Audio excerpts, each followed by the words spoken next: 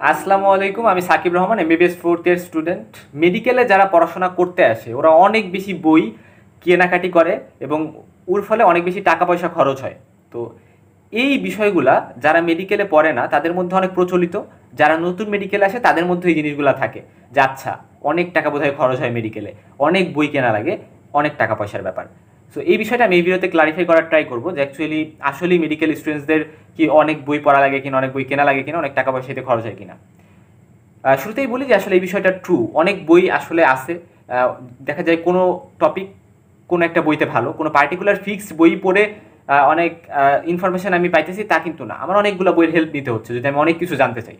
So এই জন্য একজন আইডিয়াল স্টুডেন্ট হিসেবে অনেকগুলো বই ফলো করা উচিত, অনেকগুলো বই থেকে ইনফরমেশন কালেক্ট করা উচিত এবং অনেকগুলো বই এক্ষেত্রে থাকা জরুরি। এখন কথা হচ্ছে প্রত্যেকটা বইকে আমার কেনা লাগবে কিনা।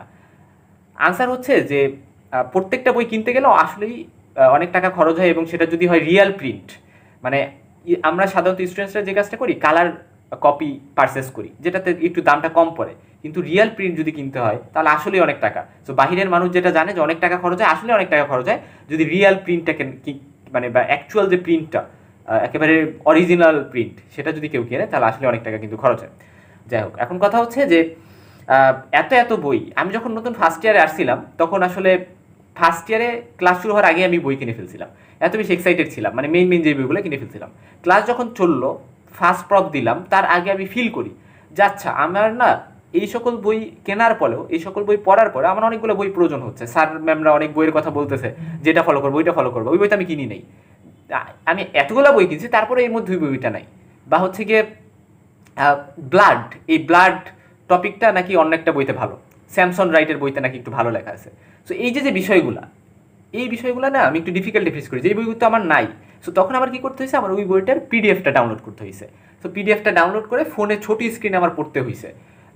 সো এই ডিফিকাল্টিগুলো ফেস করা লাগছে। তো পরবর্তীতে আমি ফার্স্ট প্রফ দিলাম, আলহামদুলিল্লাহ পাস করলাম। এরপরে যখন সেকেন্ড প্রফের টাইম আসলো আমি কি করলাম, আমি হচ্ছে আইপ্যাড পারচেস করছি একটা। এটা নিয়ে আমি ঢুকছি প্রথমে, এটা দেখানোর জন্য।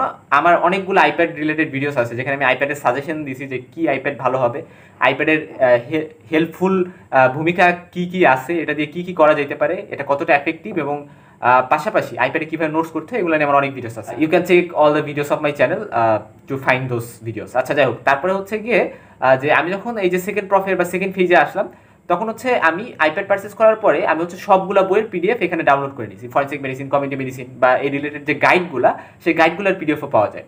তো এইগুলো আমি ডাউনলোড করে নেওয়ার পরে বা হচ্ছে ওয়ার্ডের যে বুকগুলো থাকে, মেডিসিন সার্জারির যে ওয়ার্ড বুকগুলো, সেগুলো আমি ডাউনলোড করেছি। সব পিডিএফ কিন্তু এখন অ্যাভেলেবেল, আর বিভিন্ন টেলিগ্রাম গ্রুপে, গুগলে, সব জায়গায় কিন্তু এগুলা খুঁজলে পাওয়া যায়। তো এখন কথা হচ্ছে যে এই পিডিএফগুলো আমি ডাউনলোড করে নিয়েছি এবং আমি এখানে গুড নোটস একটা অ্যাপ্লিকেশন বা একটা সফটওয়্যার বলা যায়, এটা আমি ইউজ করি। সো এটা ইউজ করে কিন্তু আমি এগুলা পিডিএফ রিডার, এই পিডিএফ রিডারটা ইউজ করে আমি এটা পড়ি এবং এখানে আমি নোটস নেই। সো এভাবে আমি পুরো সেকেন্ড প্রফে একটা সিঙ্গেল বইও কিন্তু কিনে নিই। এটা অনেকের কাছেই সারপ্রাইজিং মনে হবে, আচ্ছা একটা সিঙ্গেল বইও কিনে নিই, ইভেন গাইডও কিনি নেই। অ্যাটলিস্ট মানুষ গাইড কিনে, হ্যাঁ আমি গাইডও কিনি নেই, বইও কিনি নেই। হ্যাঁ, তো এখন কথা হচ্ছে যে এটা কিন্তু একেবারে ট্রু, এবং আমি এই ভিডিওতে সেটা শেয়ার করলাম যে অ্যাকচুয়ালি আমি কোনো বই কিনি নিই, not a single book. Even ওয়ার্ডের জন্য কোনো বই কিনি নিই, আমি জাস্ট এটা থেকেই সব কিছু পড়ছি। এখন এটা অনেকের জন্য ডিফিকাল্ট হয়ে যায়, কারণ দেখা যায় যে স্ক্রিনে কোনো একটা কিছু পড়া এটা অনেকের কাছেই পছন্দ না, অনেকের কাছে মনে হয় যে আচ্ছা আমি বই দাগায় দাগায় পড়বো।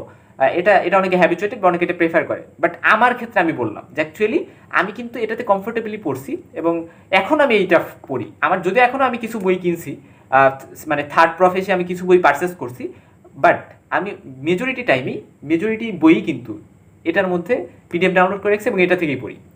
সো এই জিনিসটা কিন্তু আমি এই কারণে এই ভিডিওতে বলতেছি, কারণ আমি বলতে চাই যে তোমরা সব বই কিনতে হবে এরকম না, কিছু কিছু স্পেসিফিক বই কিনতে পারো। পাশাপাশি কিছু বই কিন্তু তুমি এরকম একটা ডিভাইস পারচেস করে সেটাতে পড়তে পারো, কারণ এটা অনেক কাজে দিবে।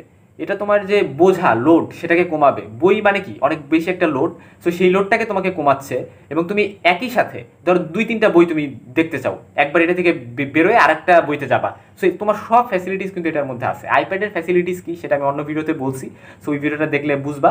বাট আমি জাস্ট বলতে চাইলাম যে তোমার বইয়ের যে লোড বা অনেক বই কিনতে হবে, অনেক দামি দামি বই কিনতে হবে, এই বিষয়গুলা কিন্তু তুমি এই একটা ডিভাইস ইউজ করার মাধ্যমে এটা অ্যাভয়েড করতে পারো। সো এটা কিন্তু খুবই ইম্পর্ট্যান্ট একটা সাজেশন আমি মনে করি। এই জিনিসটা ফার্স্ট ইয়ার থেকেই মাথায় রাখলে ভালো হয়। ফার্স্ট ইয়ারের থেকে এটা যদি মাথায় থাকে তাহলে দেখা যায় যে ফার্স্ট ইয়ার থেকেই এই বিষয়টা মাথায় থাকবে, অনেকেই এটা পারচেস করে এটার হেল্প নট ট্রাই করবে।